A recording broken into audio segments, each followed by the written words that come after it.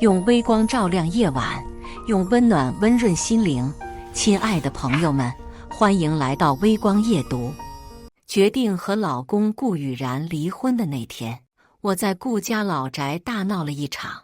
我当着我老公顾雨然和我婆婆的面，往顾雨然初恋情人白月光兼总裁助理徐璐的嘴里塞了一嘴的生猪脑花，然后再掀翻了餐桌。在顾雨然还没有来得及喝骂我的时候，甩出一份离婚协议，净身出户。我答应你了。接下来开始我们本期故事，记得点击订阅并开启小铃铛。我赶去顾家老宅，进门就看见了餐厅里其乐融融的一幕。我婆婆坐在主位上，我老公和我老公的初恋白月光徐璐坐在一起，我儿子小土豆坐在徐璐旁边。徐璐像是这个家的女主人一样，往顾雨然和小土豆碗里夹菜，他们脸上都带着笑，看起来是一幅多么温馨、多么和谐画面。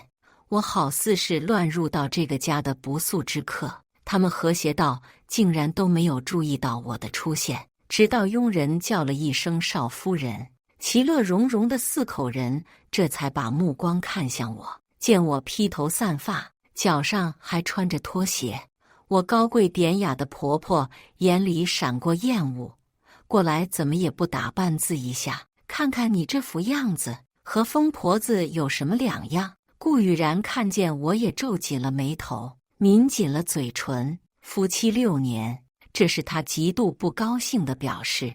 我目光最后落在我血肉相连的儿子小土豆身上，他那双天真的不谙世事的眼里看我只有厌恶。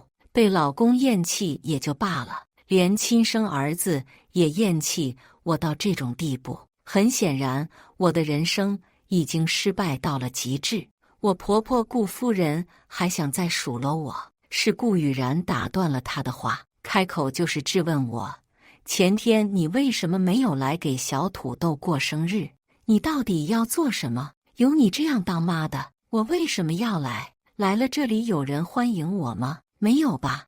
我10月怀胎的亲儿子和顾雨然一样，眼里只有徐璐，哪里看得到我这个亲生母亲？我出不出现，他压根就不期待，更别说我已经铁了心要和顾雨然离婚。孩子算什么？天王老子今天也别想阻拦我。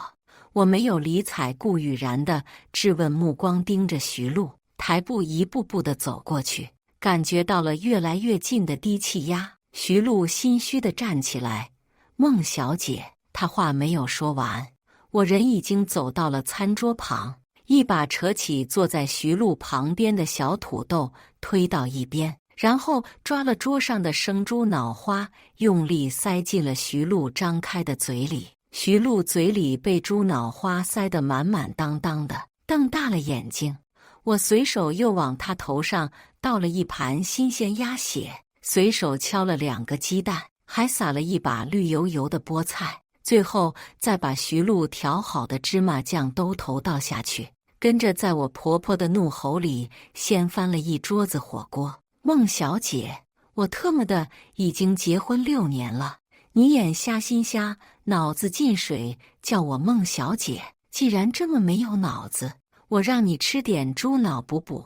我嘴里骂着，整个动作行云流水，没有丝毫拖沓。火锅被掀翻，热情四溅，我自己身上都没有避免的被烫到，其他几个人也难幸免。屋子里一片狼藉，地上都是菜肴汤汁和碗盘碎片。坐在顾雨然旁边的徐璐一头的红白嫩绿，嘴里还被我暴力塞满了猪脑花，被火锅热汤烫到的痛苦让他一张脸都变了颜色。可惜嘴里太多的白花花的猪脑花，他叫都叫不出来。顾雨然和顾夫人昂贵的衣服上都是汤水，两人自然被烫到了。顾夫人破口大骂，没有任何贵妇形象。泼妇，你这个没有教养的泼妇，大概是从来没有看见我这样撒泼过。顾夫人不只是烫得痛，更多的是愤怒。她用手指着我，那手指头都在颤抖。顾雨然沉着脸看着我，那眼里的阴冷寒厉之光，像是要吃了我。一旁被我推出去的小土豆没有被烫到，不过第一时间跑过来，抱着徐露哭，嘴里一叠连声的叫：“徐阿姨，徐阿姨！”又用手指着我骂：“坏人，坏人，滚出去！”看见自己的亲生儿子这样骂我，要是平时我一定心痛到极致，可是现在我没有丝毫的难过，又或许是我的难过早已经到了顶峰。毕竟我刚刚从鬼门关走了一圈，好不容易才走回来，而始作俑者就是顾雨然和他心爱的初恋白月光徐露。1个礼拜前是我和顾雨然的6周年结婚纪念日。这6年来，顾雨然从来没有和我过一个结婚纪念日，因为他不爱我。顾雨然和我结婚只是因为一个意外，他的初恋徐露不知道因为什么原因和他分手去了国外。顾雨然喝多了，把我当成了心上人，然后和我在一起了，然后我怀孕了。顾雨然因为这个被迫娶了我，孩子生下来后就被顾雨然他妈顾夫人强制给抱回了家，我只能定期过去探望，因为他们一家都觉得我不配教育孩子，也是我自己看不清。为了孩子，也为了我自己的私心，顾雨然长得足够帅，我对他自然是有情的。我以为我6年痴心不改，6年嘘寒问暖，怎么也得捂热顾雨然这颗冷硬的心。所以尽管这6年顾雨然对我冷漠，我也甘之如饴。也许是我的痴心感动了上苍，我竟然再次怀孕了。然后在怀孕4周后，在我和顾雨然6周年结婚纪念日的晚上，收到了来自顾雨然送的第1束玫瑰。我以为我终于守得云开见月明了。我抱着结婚6年收到的第1束玫瑰，开心到极致。我找了瓶子，把玫瑰插了进去，还把玫瑰放在了床头，像是一个傻子一样的看着玫瑰傻乐，然后乐极生悲。半夜时分，我小腹剧疼，见了红，打顾雨然电话是关机，最后打了120，被送到医院。我怀孕4周的孩子没有了，大出血，在医院抢救了一整夜，还被送去了重症监护室。等我在医院恢复清醒，已经是3天后，我看见了顾雨然初恋徐露发的朋友圈，埃菲尔铁塔上一对依偎在一起的和谐身影，配文：我此生最大的愿望就是和心爱之人在铁塔上相拥。无憾了，在我生死关头挣扎的时候，我死心塌地爱着的老公正在和初恋培养感情。我看着照片，笑得眼泪都出来了。可悲啊，梦之，你活了20多年，怎么能这么可悲呢？我以为这就是最让我心痛的事情了，结果这只是开胃小菜。给我做手术的医生说我流产是误食，或者吸入了有缩宫素的东西。我仔细回想了我腹痛之前发生的事情，除了突然空降的玫瑰，我那天的生活起居和平时没有任何区别。难道缩宫素在玫瑰上面？带着这种怀疑，我让人取了玫瑰化验，结果没有悬念，玫瑰上的缩宫素浓度高到了极致，而玫瑰是顾雨然让公司的人送来的。所以这一切是顾雨然的手笔，难怪之前的5年他不管不问，竟然在第6年让人送1束玫瑰。我以为是他回心转意，却没有想到他竟然这样狠毒。徐露回来了，他的爱回来了，他已经没法容忍了我的存在，所以在知道我怀孕的情况下，给了我这样致命一击。没有孩子的牵绊，他可以无所顾忌地和我离婚，和徐露在一起。事实上，自从徐露回来，我这个所谓的妻子早就名存实亡。顾雨然和徐露更像是一对夫妻。他们同进同出公司，一起工作，一起见客户，一起参加晚宴，一起陪着我生下来的儿子小土豆吃饭过生日，甚至一起去参加小土豆幼儿园举办的亲子活动。所有的迹象早已经表明顾雨然的心思，我却还在做梦，妄图他回心转意。我真是冥顽不宁，死有余辜。我知道我和顾雨然的婚姻已经走到了尽头，离婚成全，他和徐璐已经是唯一的出路。我舍不得儿子小土豆，这是我辛辛苦苦的怀胎10月生下来的孩子，他那么可爱，那么小的一团，融化了我的心。我想这6年婚姻不只是因为我爱恋顾雨然的想要让他回心转意，更多的是因为小土豆，那是我血浓于水的亲人，是我在这个世界上唯一的亲人。我不想让小土豆没有父亲，我想给他一个完整的家庭，我想让他在关爱温暖的环境下健康成长。可惜这一切又是我的一厢情愿。我的儿子小土豆在徐璐出现的时候就已经不要我这个母亲了，他觉得徐璐对他好，他想要徐璐做他的妈妈，他甚至还亲口叫了徐璐妈妈。我在医院的第7天，顾雨然和徐璐终于回来了。回来的第一件事就是让徐璐给我打电话，让我去参加小土豆的家长会。我身体其实还没有完全恢复，只是为了儿子，我不想让小土豆失望，于是拖着孱弱的身子去了幼儿园。我到达的时候，顾雨然和徐璐也刚好到达，小土豆被他们牵在手里，我像是一个外人。我主动叫了小土豆，小土豆。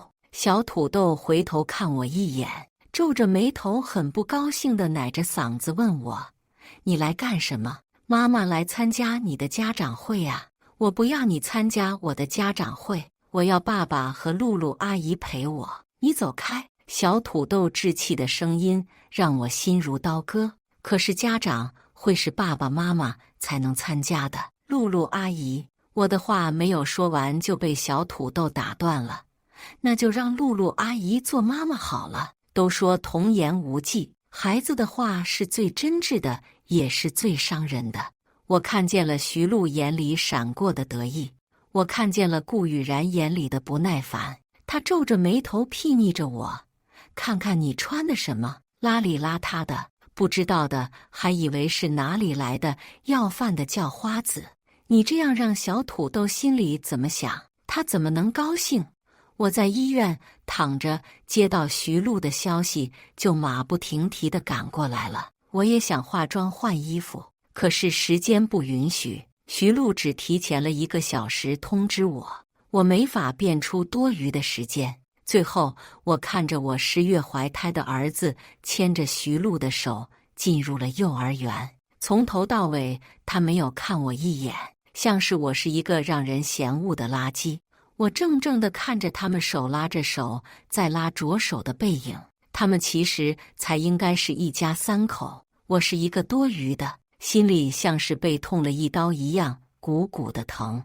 可能是因为心情非常糟糕，我下面又开始不停地流血。我又去了医院，躺在医院的手术台上，医生让我注意心情，命是你自己的，其他的都是浮云。是啊，对我来说，只有这一条命是我自己的，老公、儿子都和我没有关系。既然结果已经注定，我为什么还要执着？我止住血被送回病房，徐璐给我发了视频，小土豆和顾雨然还有徐璐开完家长会去吃了晚餐，他们像是真正的一家3口一样，其乐融融。小土豆全程一直在笑，顾雨然也在温柔地笑。他们面对我的时候从来不笑。既然他们都这么开心，那我为什么不成全他们呢？这个儿子我不打算要了，毕竟养不熟的白眼狼，再怎么花费功夫也是为他人做嫁衣。我又在医院住了1个礼拜才出院，这期间，徐璐一直在发顾雨然的行程给我，说是汇报，其实是在告诉我他和顾雨然有多亲密。可惜我已经决定放手，再也不在意了。医生说我要静养，那我就关机，不接触任何不开心的事情。等我出院回到家开机，发现徐璐发的他和顾雨然的亲密已经堆满了我的手机，多达99加。我没有功夫去看他们在这一个礼拜都做了什么。我联系了律师，问了离婚的事情。律师说可以尽最大的努力帮我多要赡养费，都已经决定离婚了。我没有打算净身出户，这6年我被迫在家做家庭妇女，给顾雨然做保姆佣人，手里没有1毛钱进账。离婚我自然要争取最大的权益。我打算要点钱去一个很远的地方，安然度过自己后半生。我和律师谈完回到家，顾雨然的另外一个助理给我发了消息过来：夫人，顾总晚上10点降落，他胃不太好，您提前准备养胃的小米粥。换平时看见这个消息，我一定马上开始准备，然后就一直盯着时间，数着分秒，等着顾雨然归来。但现在我无视了助理发的消息，顾雨然是10点准时回来的。我正靠在床头看徐璐发的朋友圈，娇小的女人靠在男人的胸脯上，男人没有露脸，但是手上戴着我熟悉的戒指，配文岁月静好。楼下我没有留灯，也没有准备养胃的小米粥。顾雨然上楼推开了卧室的门，不是让小周通知你准备粥吗？你没有准备。我看着他那张熟悉英俊的脸，一字一顿地问他：我是你请的佣人。顾雨然一怔，跟着就沉了脸。梦之，你是怎么回事？为什么关机不接电话？你又在闹什么脾气？我冷冷地看着顾雨然不说话，他很快就反应过来，不就是那天家长会说了你2句吗？你做错了还不让说了？你知不知道小土豆一直在等你去找他道歉？我继续冷冷地看着他不说话。顾雨然大概自己也觉得没趣，打开他拎着箱子，从里面拿出一个盒子，打开，这是我给你准备的礼物，看看喜欢吗？盒子里是一块百达翡丽的腕表，这表我刚刚在徐璐的朋友圈看见过，他说是心爱的人送他的礼物，所以顾雨然买了2块一模一样的表，一只送徐璐，一只应付我。他把表拿出来，准备戴我手腕上。随着他的靠近，一股可可小姐的味道传来，这是徐璐最喜欢用的香水，豪门千金香水，也是夜场女最喜欢用的香水，让我一阵反胃，一把推开顾雨然的手。顾雨然，离婚吧。顾雨然不敢置信地看向我，很快脸上就露出了羞恼之色。你到底在做什么？离婚？你以为你有底气和我提离婚？没有底气，不过你应该求之不得吧。不离婚，你舍得让你的初恋做小三？我奉劝你三思。我很平静地叙述。顾雨然不知道气什么，竟然怒不可遏地把手里的表砸在了地上。你以为谁都像你想的这么脏？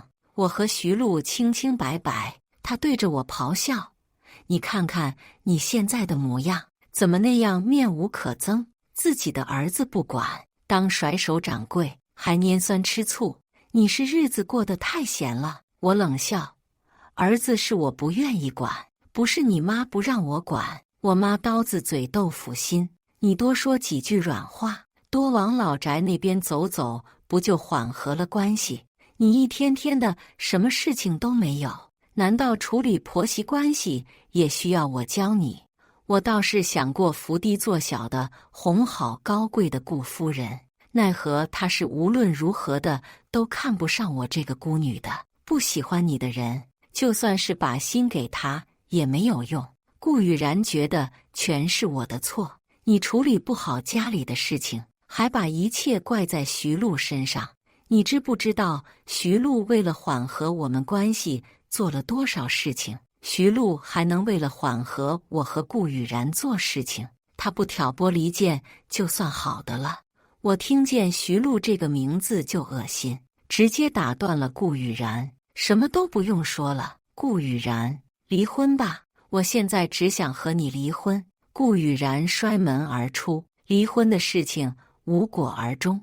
我已经铁了心要离婚。次日一早就去了顾雨然的公司，推开总裁办的门，徐璐和顾雨然正亲密地坐在沙发上，不知道在说什么。看我过来，两人都吃了一惊。顾雨然冷着脸：“你来干什么？”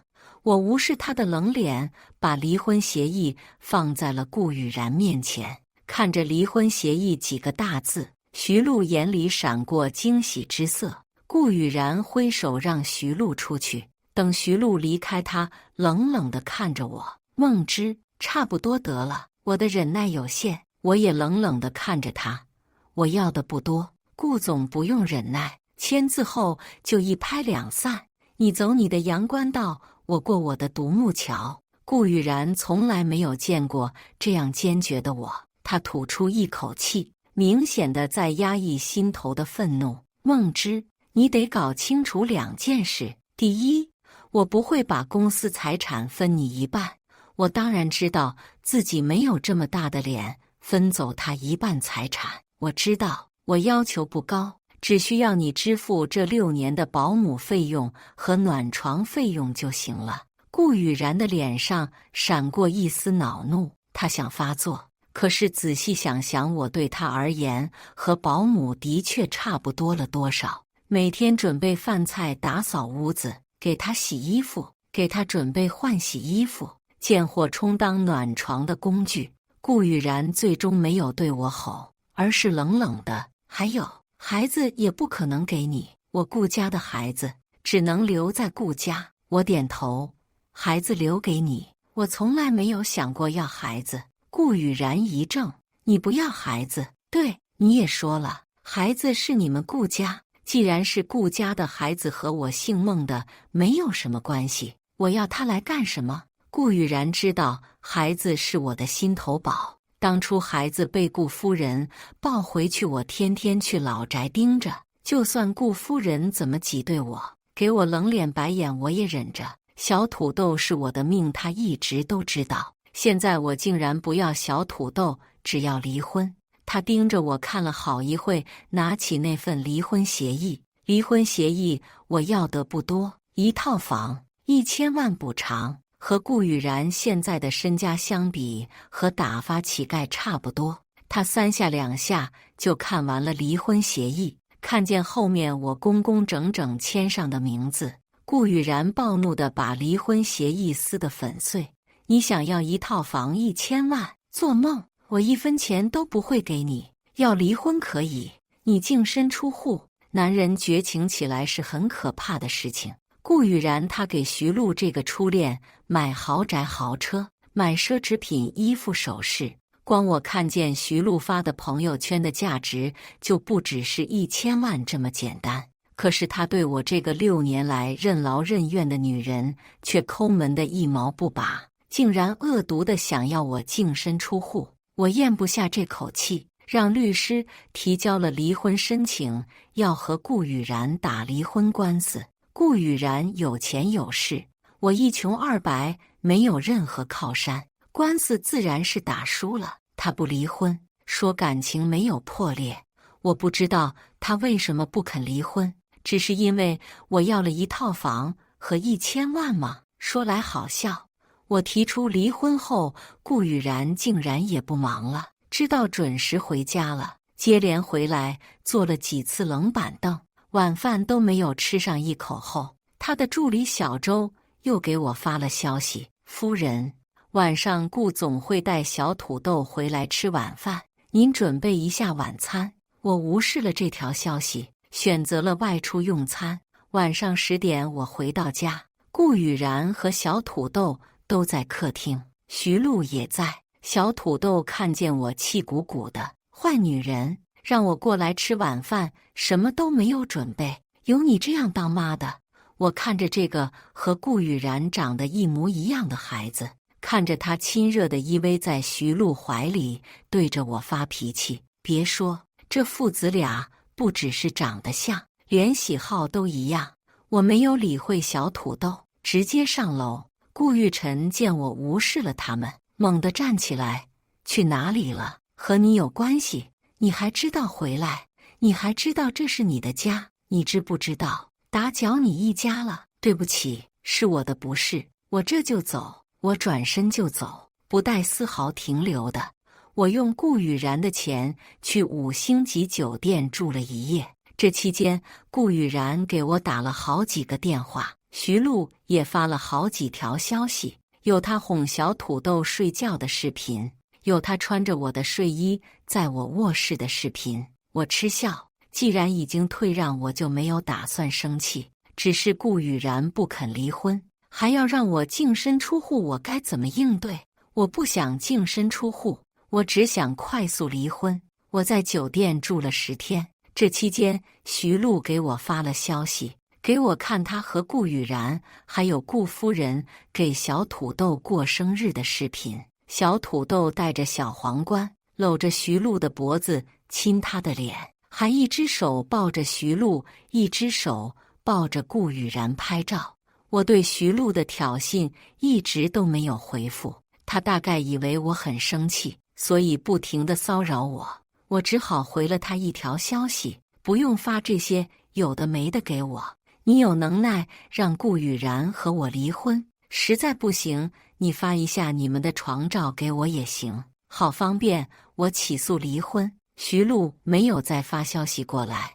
我等他发和顾雨然的床战的同时，也一直在考虑离婚的事情。顾雨然不肯离婚，要我净身出户。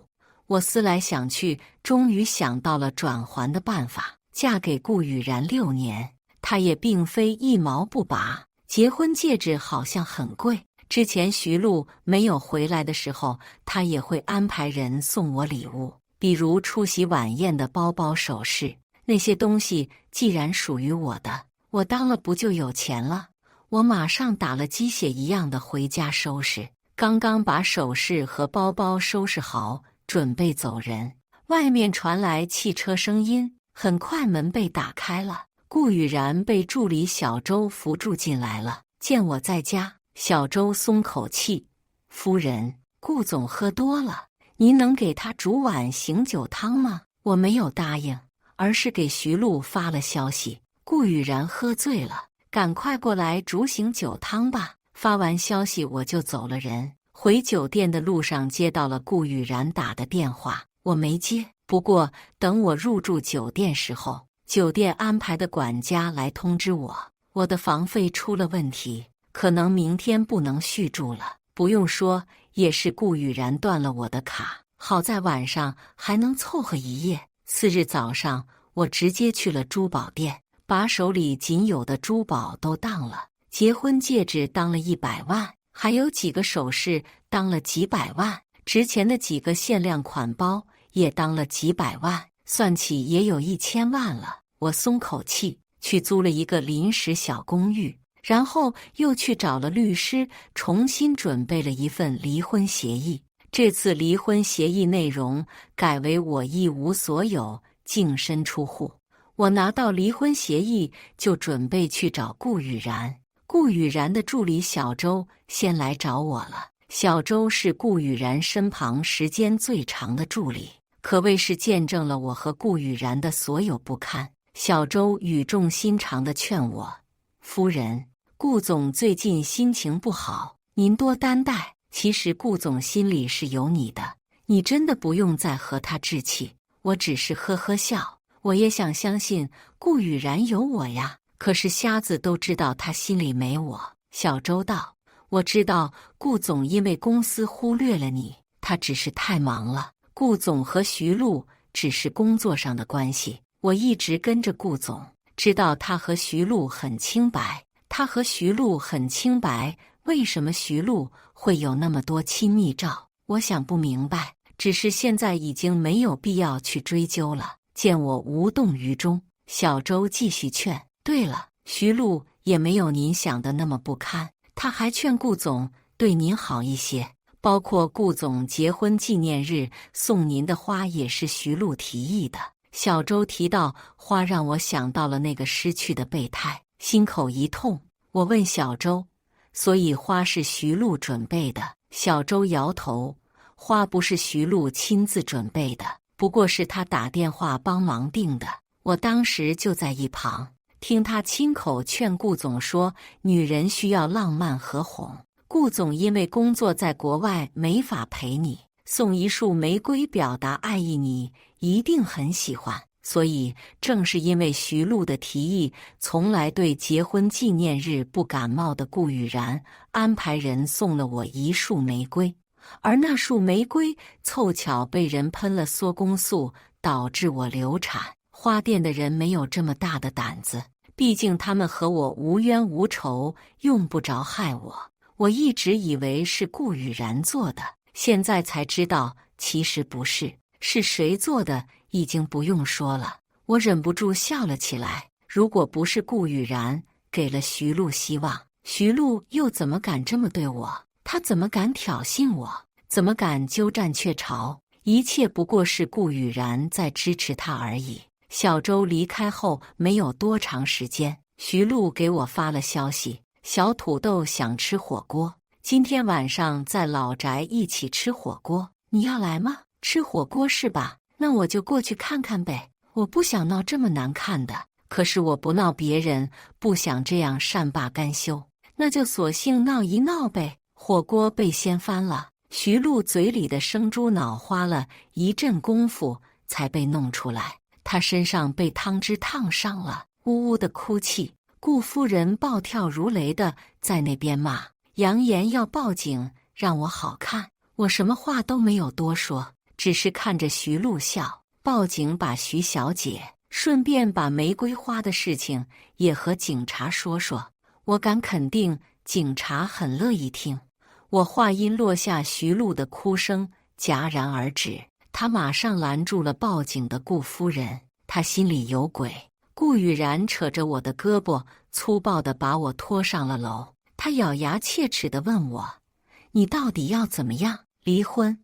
我拿出离婚协议，我净身出户，什么都不要，你签字即可。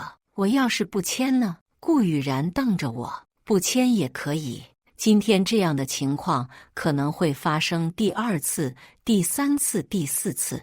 你确定丢得起这个人？你这是故意伤人，你就不怕坐牢？不怕，死我都不怕。别说坐牢了，你问一下你的初恋，他敢不敢让我坐牢？我拭目以待，你别后悔。顾雨然咬牙切齿地签了字。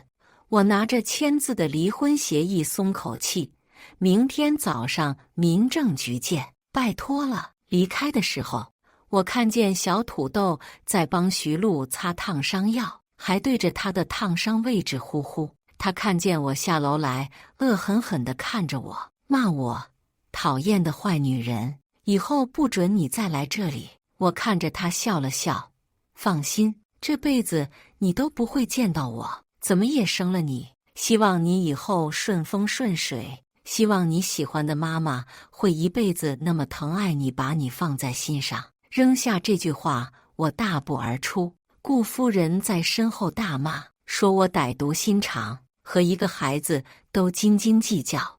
我的确之前从来不计较小土豆说的话，可是想想5岁的孩子了，应该知道好歹了。在徐璐回来之前，我对他有多好，他不知道吗？为什么徐璐这个外人回来和他相处没有多久，就突然变了脸，和顾雨然一样？可见他遗传了顾雨然的无情歹毒。这么小就这么歹毒，连亲生母亲都不认，长大了还了得？这样的儿子我消受不起。次日一早，我和顾雨然去民政局离婚。30天的离婚冷静期，我是绝不会回头的。顾雨然也巴不得，所以结果没有什么悬念。从民政局出来，我就收拾行李离开了。我换了手机卡，回了我的老家，一个偏远的小城市。我知道自己不能坐吃山空。回到小城后第3天，我用手里的钱盘下了一家民宿。我在慢慢地融入这个小城。我的身体经历过那次流产非常差，经常要去医院看病。给我看病的是一个年轻的离异的男医生季言。季言是首都医科大学的高材生，本来在首都一家医院已经坐上了主任医师的位置，可是因为妻子算计，闹得声名狼藉，最后只有带着女儿来这个小城市生活。季言医术很好，给了我很多帮助。他的女儿很乖巧懂事，我很喜欢。季言忙着加班做手术，他女儿没人照看，就会来我的民宿。小姑娘软软糯糯的，乖巧的让人心疼。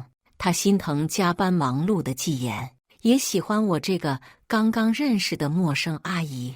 她会在我发烧时候主动给我倒水，给我拿药，还会出门给我买粥。都说人之初，性本善，这才是孩子应该有的样子，知道好坏。1个月的时间很快到了，我坐高铁返回领离婚证。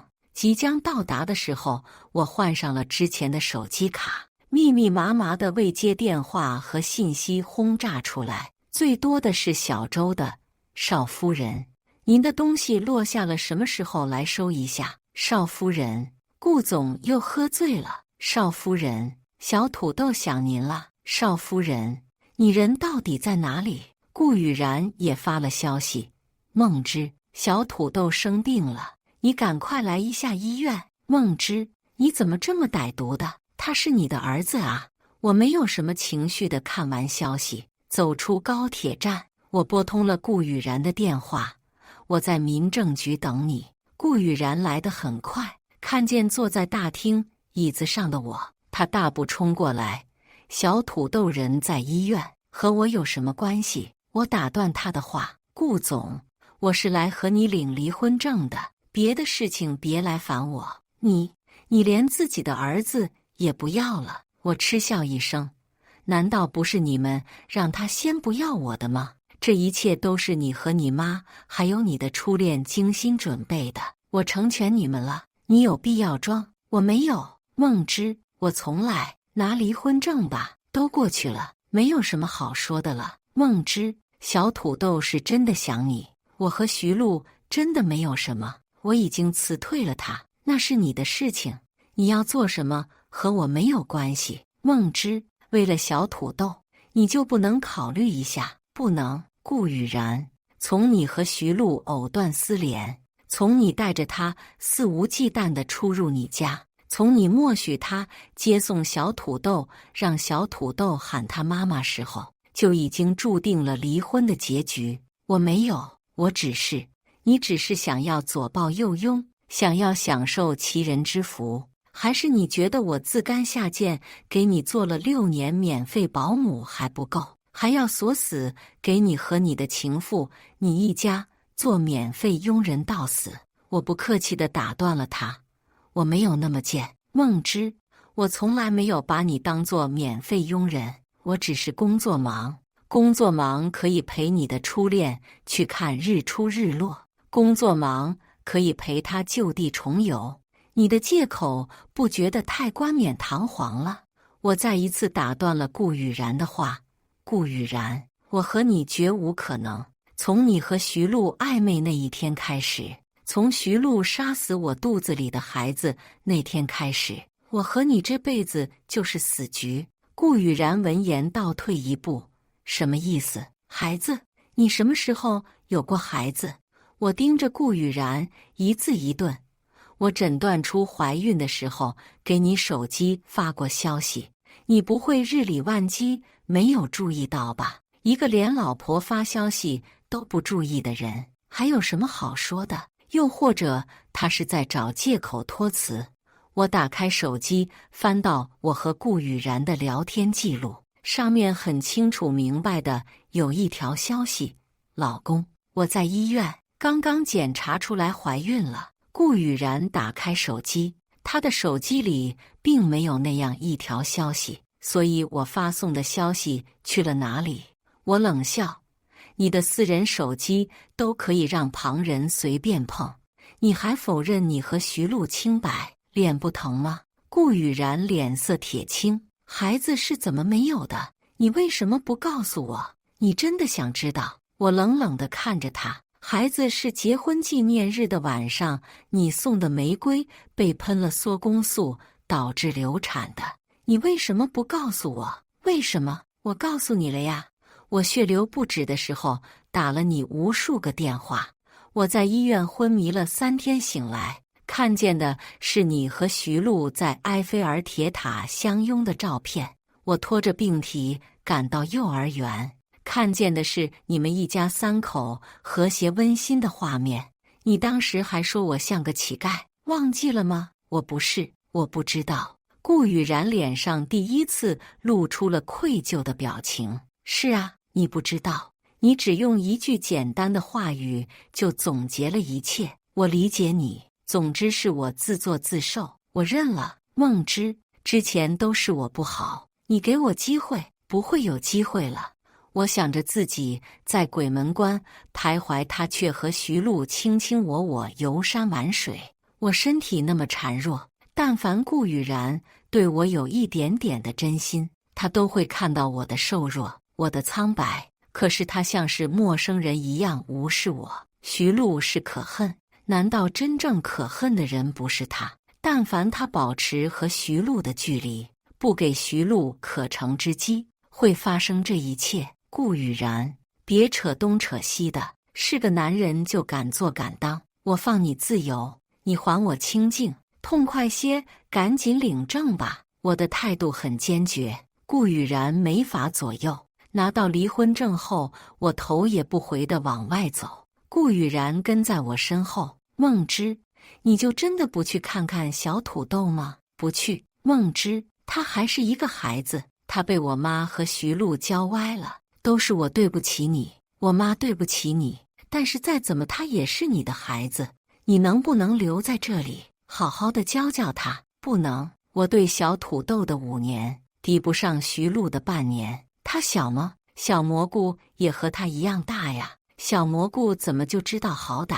他知道季言辛苦，他知道心疼季言，他知道心疼我这个认识的陌生人。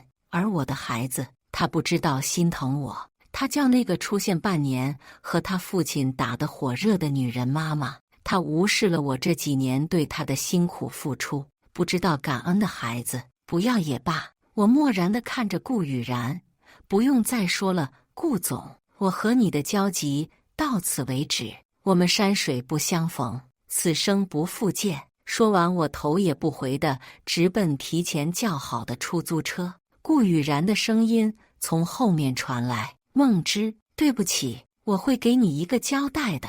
我打的回了高铁站，在坐上高铁时候，看见了高铁播放的新闻，徐璐出现在屏幕上，戴着手铐。他蓄意谋杀，不只是用缩宫素害死我肚子里的孩子，让我大出血，差点死亡。他还对同公司的同事也投毒。徐璐谋害我是为了顾雨然，但是对同公司同事投毒也太扯了吧，这完全没有理由啊。我没有深想徐璐的动机，这些人和我再也没有关系，我用不着花费心思。当天晚上，我就回到了我居住的小城。小蘑菇在民宿的大厅乖巧地坐着等我，看我出现，他马上跳起来，小心翼翼地拿出一块巧克力递给我。芝芝阿姨，给你，这是老师今天奖励我的，很普通的巧克力，不过是小蘑菇最喜欢的吃的东西，也是老师给他的奖赏。他把自己最喜欢的东西留给了我。我摸摸小蘑菇的头，在他脸上亲了一口。走，芝芝阿姨带我们小蘑菇去买好多好多的巧克力。小城的日子过得很充实，我身体在恢复，人也开始长胖了不少。小蘑菇现在已经常住我这里，就连季言也下班后就来我的民宿帮忙。我看得出季言看我的目光含着的意思，我们都是受过伤害的人，我们都知道爱一个人有多难，所以我们都没有主动捅破那层窗户纸。这样的日子过了大半年，我的民宿突然来了不速之客。顾雨然带着小土豆住进了我的民宿。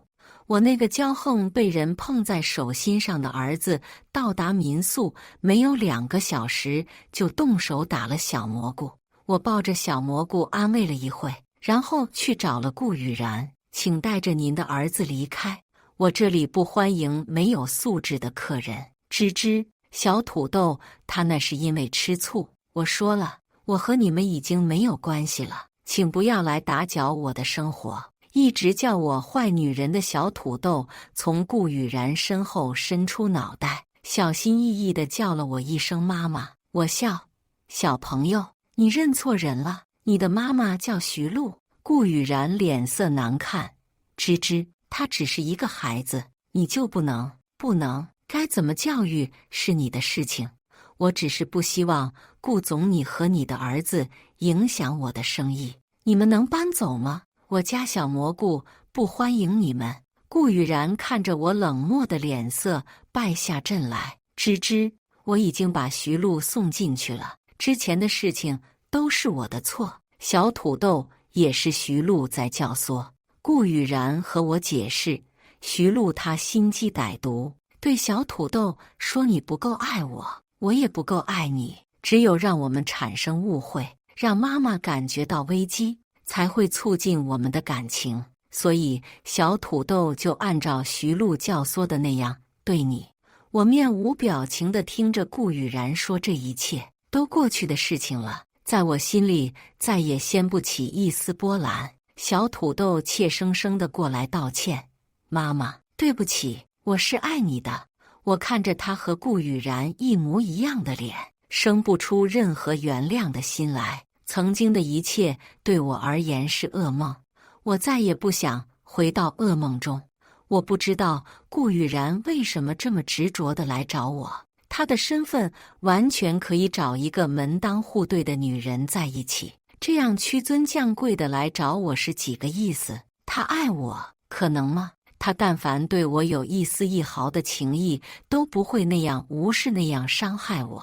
顾雨然还在解释，是我不察觉才造成了这一切，我之前对你很过分，我会弥补你。吱吱，我不是真的想逼得你走投无路，我只是想让你回头，才让你净身出户。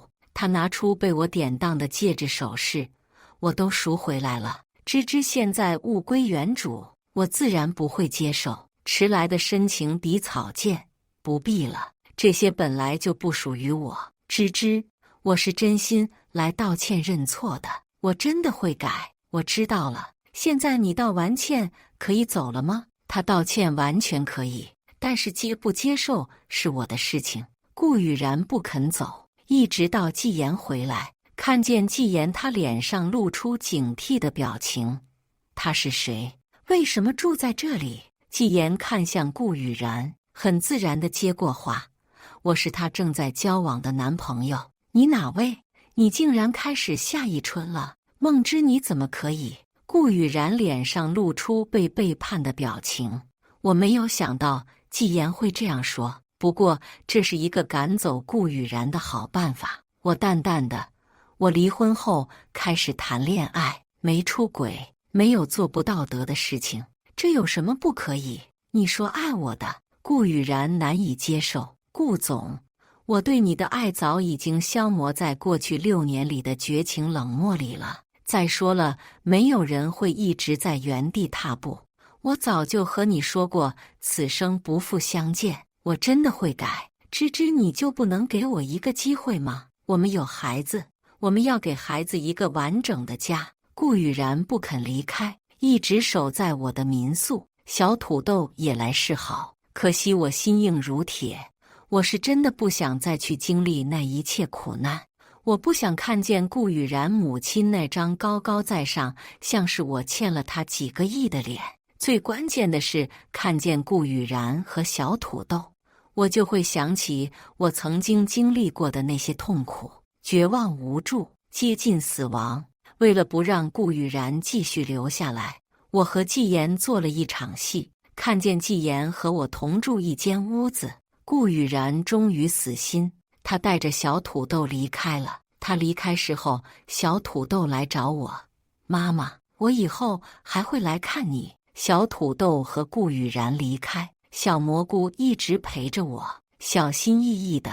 他怕我难过，怕我伤心痛哭。这么小的孩子，学着讨我的欢心，不是我生的，却胜过我生的。我失去了一个儿子，却意外收获了一个爱我关心我的女儿。1年后，我和季言走进了婚姻殿堂。感谢大家的观看，欢迎大家在下方评论区讨论。如果你喜欢这类故事，记得点击订阅微光夜读，并分享给更多的人，这会对我帮助很大。再次感谢大家的观看。